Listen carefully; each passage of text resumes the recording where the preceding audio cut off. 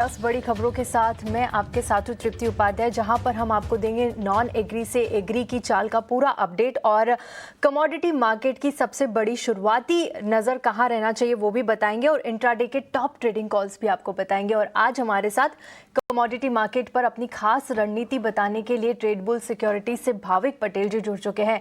भाविक जी, बहुत बहुत स्वागत है आपका। मैं तृप्ति बात कर रही हूं और देखिए, सोने चांदी के साथ ही हम शुरुआत करेंगे क्योंकि सबसे बड़ी ऐतिहासिक रैली हम सोने चांदी में देख रहे हैं। कॉमेक्स की बात करें तो यहाँ पर भी शानदार रैली आज के सेशन में नजर आ रही है और जो भाव है सोने के वो लगातार नई ऊंचाई छू रहे हैं और नए रिकॉर्ड्स बना रहे हैं। 1,54,710 का लेवल एमसीएक्स पर क्रॉस हो गया है और कॉमेक्स पर $4,800 के ऊपर यहाँ पर सोना कारोबार कर रहा है।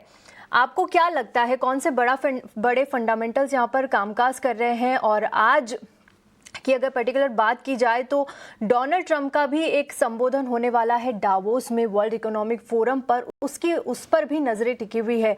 तमाम जियोपॉलिटिकल टेंशन के बीच सोने की चाल इस वक्त आप किस तरह से रीड कर रहे हैं? देखिए, मार्केट दिखा ही रहा है कि कहाँ पे वो लोग दिख रहे हैं सोना, और हाँ, जिस हिसाब से हमने ऐतिहासिक रैली देख रही है उस हिसाब से लग रहा है कि जो अनसर्टेनिटी है एटलीस्ट डोनाल्ड ट्रंप जो ग्रीनलैंड और टैरिफ की है वो आई थिंक बहुत फ्रंट फुट आ चुकी है और लग रहा है कि उसकी वजह से ही ये जो तेजी है वो अभी थम नहीं रहेगी। आज के दिन जो ट्रंप बोलेंगे स्टेटमेंट, उसके ऊपर सबकी नजर रहेगी कि उनका टोन कैसा रहेगा। तो आई थिंक इकोनॉमिक इंडिकेटर्स हम देखें यूएस के वर्ल्ड के, वो सारे बैक बर्नर पे चले गए हैं और ये जो टैरिफ कंसर्न्स है, ग्रीनलैंड के एक्विजिशन की कंसर्न्स है, ईरान की भी अभी कंसर्न्स है, तो ये सब फोर फ्रंट पे आ चुके हैं और उसकी वजह से हम देख रहे हैं कि जो सेफ हेवन अपील है गोल्ड और सिल्वर में बहुत बढ़ के आ गई है। दूसरा ये भी फैक्टर है कि बैंक ऑफ जापान का अगर हम देखें तो इनफैक्ट 30 ईयर के जो बॉन्ड यील्ड्स है वो भी 4% के नजदीक आ चुके हैं। तो आई थिंक येन जो कैरी ट्रेड है वो भी अनवाइंड हो सकता है, जो again safe haven demand gold और सिल्वर को आ सकती है। तो ये दोनों फैक्टर्स की वजह से हम देख रहे हैं कि लगातार रैली अप साइड दिख रही है। तो आई थिंक अभी के लिए मुझे लग रहा है कि गोल्ड और सिल्वर में ट्रेड करना थोड़ा मुश्किल रहेगा, क्योंकि प्राइसेस अगर देखें इतनी सारी वॉलेटिलिटी हो चुकी है, इतने सारे अगर ऑप्शंस के भी देखें तो प्रीमियम इतने हाई पे चल रहे हैं।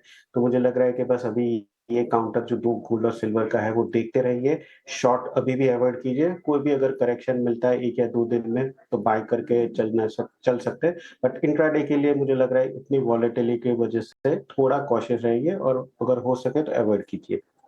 ठीक है, शॉर्ट टर्म के लिए फिलहाल अवॉइड करके चलिए। इंट्राडे के लिहाज से रणनीति यहाँ पर सुझाई है और लगातार लेवल्स हमारी स्क्रीन पर फ्लैश हो रहे हैं, उन लेवल्स का ध्यान रखिए।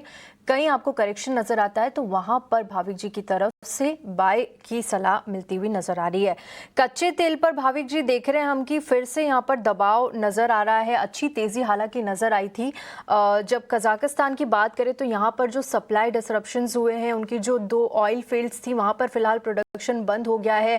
इसके अलावा भी जितने भी जियोपॉलिटिकल टेंशन चल रहे हैं उनका प्रेशर और उनकी वॉलिटिलिटी कहीं ना कहीं कच्चे तेल में नजर आ रही है। ब्रेंट की बात करूं तो 1% की गिरावट यहाँ पर और $64 के आसपास कारोबार करता हुआ। वहीं घरेलू बाजार में देखिए यहाँ पर हल्का फुल्का दबाव, ½ % की गिरावट आप देख सकते हैं और फिलहाल 5,488 के लेवल पर कच्चे तेल के भाव यहाँ पर जाते हुए नजर आ रहे हैं। क्या लगता है आपको, यहाँ से खरीदारी करके चलना चाहिए? देखिए, अभी भी मुझे लग रहा है थोड़ी खरीदारी तो करके चलना चाहिए। कजाकिस्तान का जो 2 ऑयल फील्ड पे डिस्टर्ब हुआ है वो ऑलरेडी मार्केट ने डाइजेस्ट कर लिया है, बट अभी भी आगे जाके ईरान और यूएस के जो कंसर्न्स है वो अभी मार्केट ने फुल्ली फैक्टर्ड इन नहीं किया और मुझे लग रहा है कि ये जो कंसर्न्स अभी पॉज हो चुके हैं, क्योंकि ट्रम्प का जो अभी फोकस है वो ग्रीन लाइन पे है, बट अगेन वापस मुझे लग रहा है कि ईरान पे फोकस आ सकता है, जिसकी वजह से आगे जाके भी प्राइसेस जो है वो ऊपर जा सकते हैं। ओवर सप्लाई के बावजूद भी हम देख रहे हैं कि ब्रेंट जो है वो 58 के नीचे सस्टेन नहीं कर पा रहा है।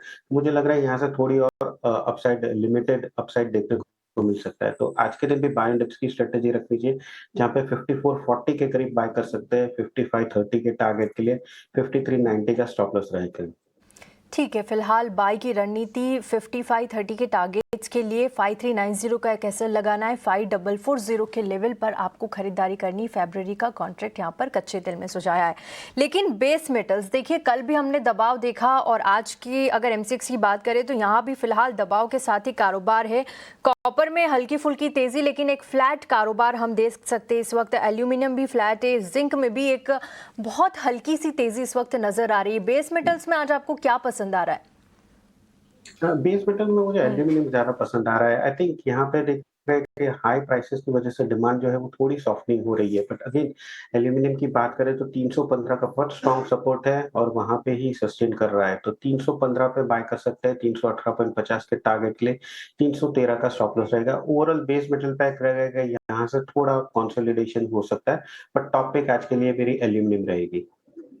आज की बेस मेटल्स की टॉप पिक आपकी एल्यूमिनियम है। 315 के लेवल पे आप खरीदारी सुझा रहे, 318 के तक के टारगेट्स यहाँ पर मिलेंगे, लेकिन 313 का एक एसएल आपको मेंटेन करके चलना होगा।